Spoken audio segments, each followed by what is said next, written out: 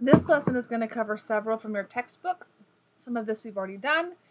All of this you probably did last year. It should be a review.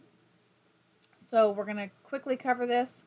We're going to be multiplying polynomials, monomials, binomials, all these kinds of things. So let's just jump into it.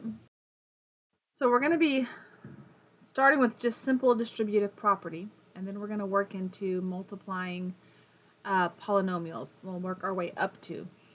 Order of operations says we start inside of our parentheses. Now if I look at this problem and I look inside the parentheses, I can't do anything. So I'm going to look outside.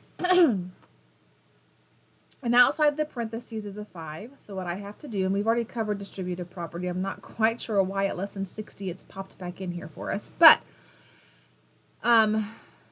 we have to multiply it. What you have to remember, and what the number one mistake is forgetting to distribute it to every single piece.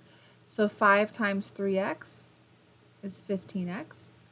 5 times negative 2, watch your sign. 5 times negative 2 is negative 10, so it's 15 minus 10. Now I can do nothing else with this expression. They're not like terms, so that's where I have to stop. That's it. Next one, 2x and then x plus 3. And I think this is why this is in here, because we haven't really done this where we have an x on the outside. I think we've only so far seen it with a whole number outside. So I think that may not even be a true statement. 2x times x. Remember, when we're multiplying, we're actually adding exponents. Whole numbers are whole numbers, but you're going to add exponents when you're multiplying. So x times x is x squared. 2 times understood 1 is 2. X times x is x squared. So 2x times x is 2x squared. 2x times 3 is 6x. And that's as far as I can go, because x squared and x, while they're both x's, x squared is not the same. The letters and the exponents have to match. Now we have 3x squared on the outside, 2x squared minus x.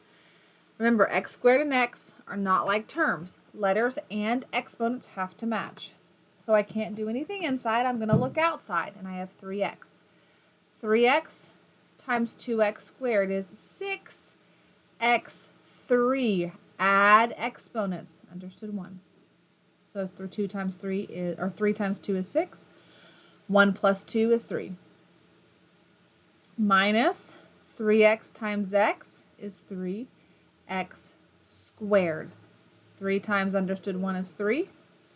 Understood 1 plus understood 1 is 2. So the whole numbers are whole numbers, multiply them. Add your exponents.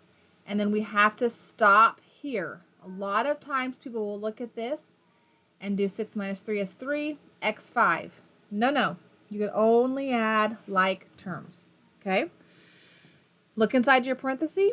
If you can't do anything, look outside and just multiply it in. Now let's take this one step further, because I have a set of parentheses here that nothing can simplify, a set of parentheses here that nothing can simplify. Now, some places teach FOIL, and actually some places teach you, some textbooks, not places, textbooks teach you different equations and different ways to do every single one of these. And that kind of frustrates me, because if I can teach you one way that will always work, in my book that's easier, because I only have to remember one thing. So when I teach this lesson, I'm going to teach you to take each term. I'm going to teach you to take this first term, multiply it to both pieces, then take the second term and multiply it to both pieces. And then that's going to carry on. It doesn't matter then how many terms you have in either set of parentheses. If you just take each term from the first one and multiply to every term in the second one, you're going to be done. So let's take this one step at a time. Let me kind of clean this up, and we'll just do it one piece at a time. So let's do x times x. That's x squared. Times 2 is 2x. Let me fix this square there. That's terrible. Now, watch, make sure you keep your sign with this, okay? So now we're going to do negative 1 times x, it's just negative 1x. Negative 1 times 2 is negative 2. And then what you have to do now is watch for any like terms. I have 2x minus 1x. I don't have any more x squareds. I don't have any whole numbers. So those are going to stay. 2x minus 1x is just 1x. And you don't have to write that 1. And the reality is, I would assume if you're taking a college entrance exam, you don't need to write the 1. Technically, this is the right answer. I would not count this wrong for me because 1x is the same thing as x. But I would assume for a college entrance exam or like an SAT, they're not going to want you to write the understood 1. So let's do this a bit longer one. And I'll do it in different colors. So I'm going to start with my x. And I'm going to do x to every term. X times x squared is x cubed, because there's an understood 1 here. X times x is x squared. X times 2 is 2x. Plus 1 times x squared is 1x squared. And I'm going to write my 1 there while I'm using this just to get there. 1 times x is 1x. 1 times 2 is 2. And then I need to see if I have any like terms. I have no more x cubes, but I have an x squared here and an x squared here. I have an x and I have an x, and then I have just my whole numbers. So I have no other x cubes. That's going to stay. X squared plus 1x squared gives me 2x squared. Remember, when you're adding, you add the coefficients, or the big numbers, and you keep the term. 2x plus x is 3x, and then I don't have another whole number, so it's just plus 2. And this big ugly thing is your answer. I have no more like terms, so that's it. All right, this is a really long one. Don't get bogged down in it. Just take it a piece at a time. So let's take our x squared term first. X squared times x squared is x4. X squared times 4x is 4x cubed. X squared times 1 is 1x squared. This up so it's a little easier. Now let's do our negative 2x. So negative, where'd my pencil go? Oh. So negative 2x times x squared is negative 2x cubed. Negative 2x plus 4x is, not plus, minus. 2 times 4 is 8. X squared. Negative 2x times 1 is just negative 2x.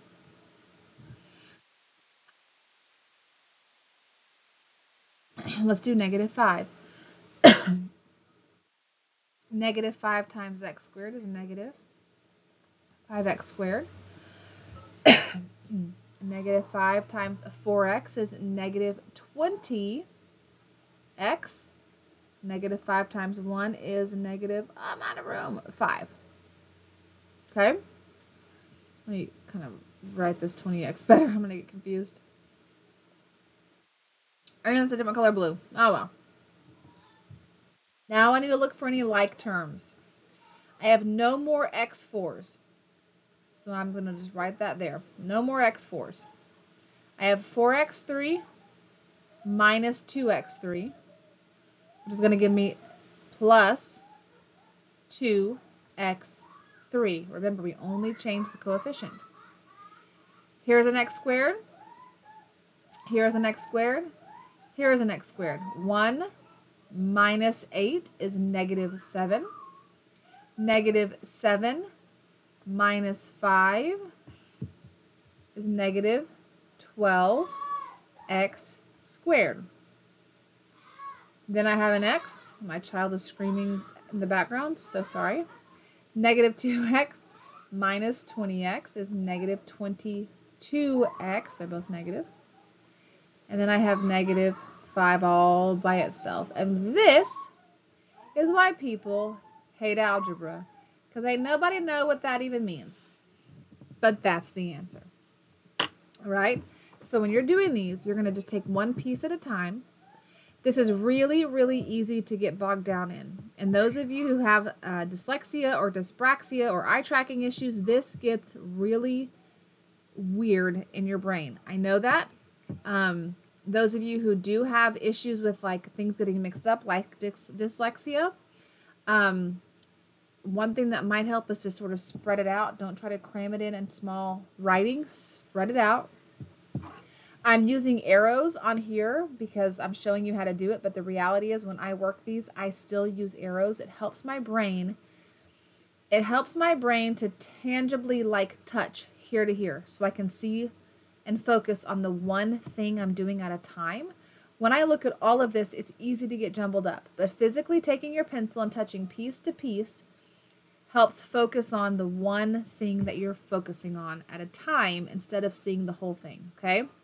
So don't get bogged down, one piece at a time.